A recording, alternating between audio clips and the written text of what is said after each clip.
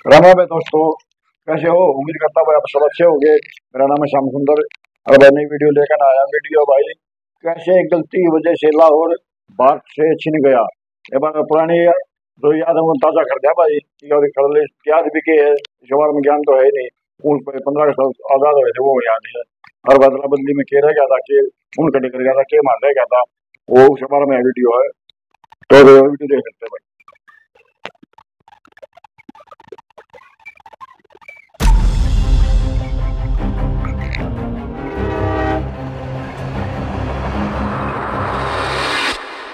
पंजाबी भाषा में एक कहावत कही जाती है कि जिनने लाहौर नहीं देखा वो जन्मिया ही नहीं, यानी जिसने लाहौर नहीं देखा वो पैदा ही नहीं हुआ।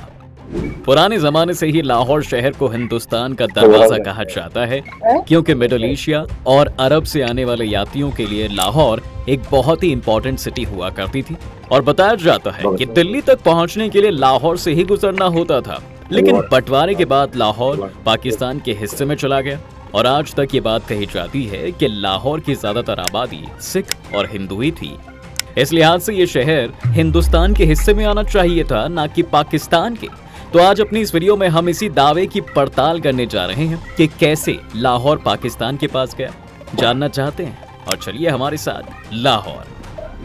दोस्तों, ये है पाकिस्तान का लाहौर, जहाँ की ऐतिहासिक और पुरानी हवेलियां आज भी पार्टीशन का दर्द अपने अंदर समेटे हुए है।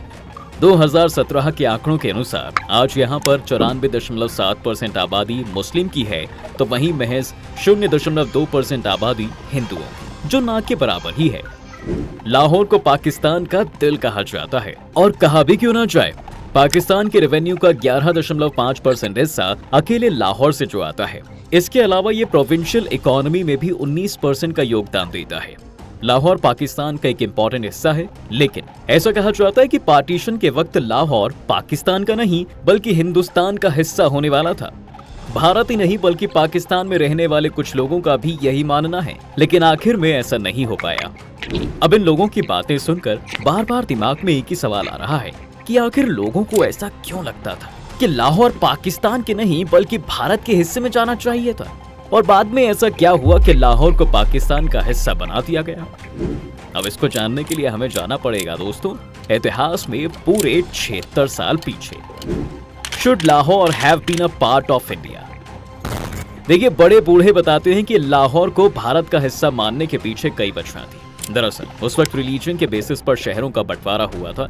जिस शहर में मुस्लिमों की पॉपुलेशन ज्यादा थी वो पाकिस्तान के हिस्से चला गया, और जिस शहर में हिंदुओं की पॉपुलेशन ज्यादा थी वो हिंदुस्तान के हिस्से में आ गया था। लेकिन इसके साथ ही इसमें कई और फैक्टर्स भी शामिल थे। समुदाय की पॉपुलेशन के अलावा ये भी देखा जा रहा था कि प्रॉपर्टी ऑनरशिप किस रिलीजन के पास ज्यादा है। बता दें कि 1941 के पॉपुलेशन सेंसस के अनुसार लाहौर में 40% नॉन मुस्लिम लोग रहते थे, वहीं 80% प्रॉपर्टी ओनरशिप भी नॉन मुस्लिम्स के पास थी। इस वजह से लाहौर की इकोनॉमी में गैर मुस्लिम का बहुत ज्यादा प्रभाव था।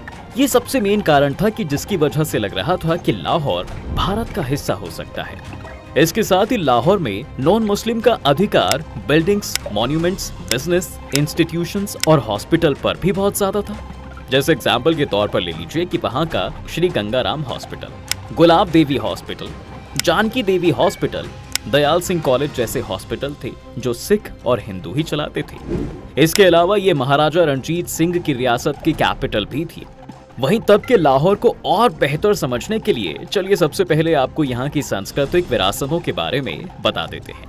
देखिए, आर्य समाज मंदिर, महादेव मंदिर, शीतला माता मंदिर, भैरव मंदिर, रावर रोड पर श्री कृष्ण मंदिर, दूध वाली माता मंदिर, महाराजा रणजीत सिंह समाधि, डेरा साहिब, प्रकाश स्थान श्री गुरु रामदास जी, भाभारियान जैन दिगंबर मंदिर, जैन श्वेतांबर मंदिर यहाँ के कुछ मशहूर धार्मिक स्थल हैं। वहीं लाहौर के पंजाब यूनिवर्सिटी में तो 8671 संस्कृति और हिंदी की पांडुलिपियां आज भी रखी हुई हैं। लाहौर में उस समय बड़े व्यापारी हिंदू ही थे। अब यहीं से आता है दोस्तों हमारा अगला सवाल कि जब इतनी ज्यादा पॉपुलेशन नॉन मुस्लिम्स की थी, प्रॉपर्टी ओनरशिप का फैक्टर भी हिंदुओं के खेमे में था, तो फिर कैसे ये पाकिस्तान में चला गया? How did the partition happen?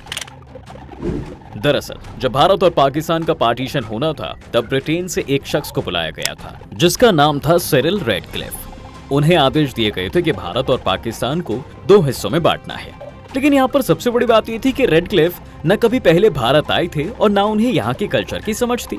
बस अंधे मुंह उन्हें भारत को बांटने का जिम्मा सौंप दिया गया था। उनकी लीडरशिप में एक रेडक्लिफ कमीशन बनाया गया और इसी कमीशन ने बंटवारे के लिए बॉर्डर लाइन बना दी। उन्होंने जो बॉर्डर बनाया बाद में उसे ही तो रेडक्लिफ लाइन का नाम दिया गया था। उन्होंने ही डिसाइड किया था कि भारत और पाकिस्तान में कौन सा शहर कहां पर रहेगा। वहीं लाहौर का फैसला भी रेडक्लिफ ले चुके थे कि उसे किस खेमे में डालना है। और इसी ऐतिहासिक फैसले के बाद आती है 12 अगस्त 1947 की वो तारीख जहां से शुरू हुई एक बहुत बड़ी पॉलिटिकल और रिलीजियस उठापटक। लाहौर में बंटवारे की बात को सुनकर दंगे फैल चुके थे। उधर बताया जाता है कि लाहौर ने आज से पहले कभी ऐसी सुबह नहीं देखी है। सड़कों पर हर तरफ लाशें पड़ी हुई थी। अंग्रेजों का कहना था कि किसी ने लाहौर के भारत में शामिल होने की अफवाह बाहर उड़ा दी थी और इसी के विरोध में हिंदुओं और सिखों का कत्लेआम शुरू हो गया था। महज 24 घंटे के अंदर ही लाहौर में हालात इतने बिगड़ गए थे कि गवर्नर जेंकिंस ने लॉर्ड माउंटबेटन को टेलीग्राम भेजकर फौज को बुलाने का डिमांड कर दी। उन्होंने लिखा था कि लाहौर और अमृतसर की पुलिस पर भरोसा नहीं किया जा सकता क्योंकि कत्लेआम करते हुए कई पुलिस वालों को भी देखा गया है। इसके साथ ही एक बड़े मुस्लिम नेता लियाकत अली ने एक नारा भी दिया था कि हंस के लिया पाकिस्तान, लड़ के लेंगे हिंदुस्तान। लाहौर की हर गली, हर मोहल्ले में यही नारा गूंज रहा था। लोग बताते हैं दोस्तों कि लाहौर के इस कत्लेआम की असल वजह सिरिल रेडक्लिफ ही थे। उनके ऑफिस से ही यह इंफॉर्मेशन लीक हुई थी। लाहौर पहले भारत के हिस्से में ही आना था, लेकिन 12 अगस्त को इतने लोगों का खून बहा कि लाहौर को भारत में मिलाने का फैसला गुपचुप तरीके से बदलना पड़ा। कहते हैं कि रेडक्लिफ का एक एसोसिएट पाकिस्तान को कोई भी बड़ा शहर ना दिए जाने से नाखुश था।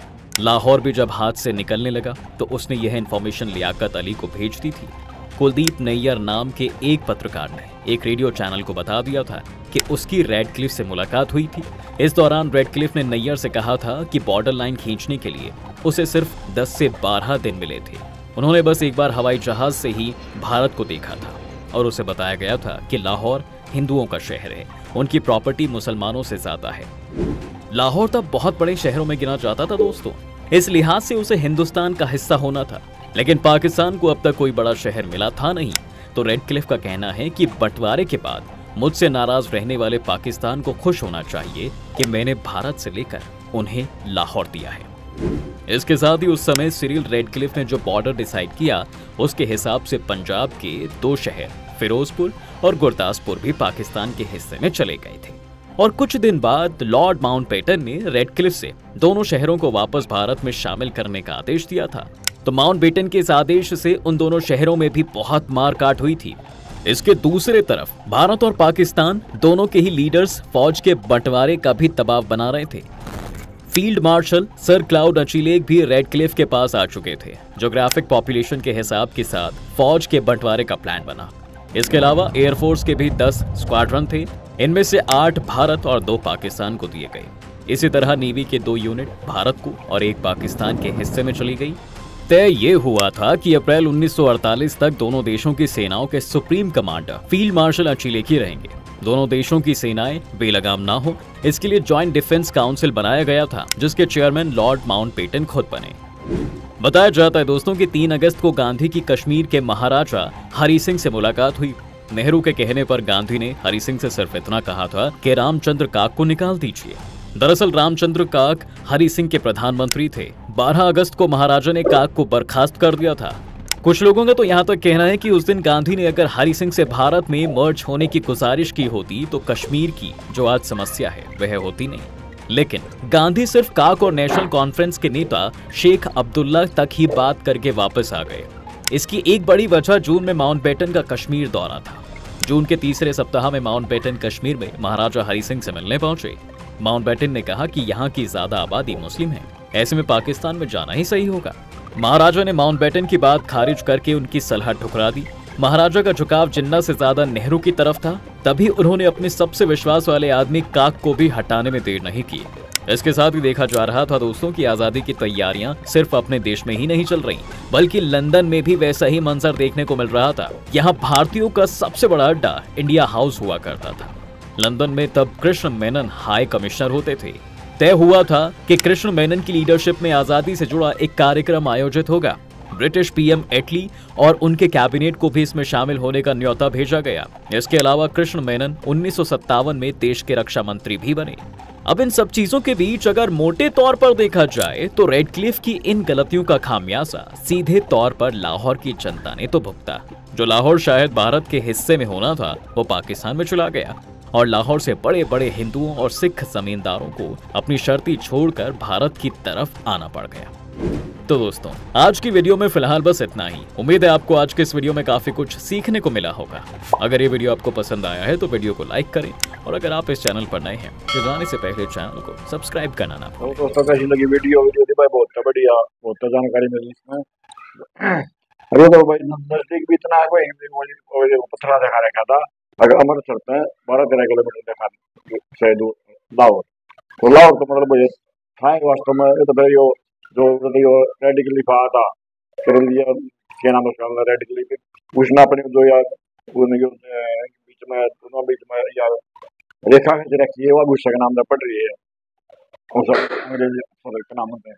तो उसने ये मतलब देखा तो खून खराबा होया, वो जो बात लीक हो गई थी, वो कहानी कितना भाई बात लीक हुए थे, इतना वो खून खराबा है, वो बात लीक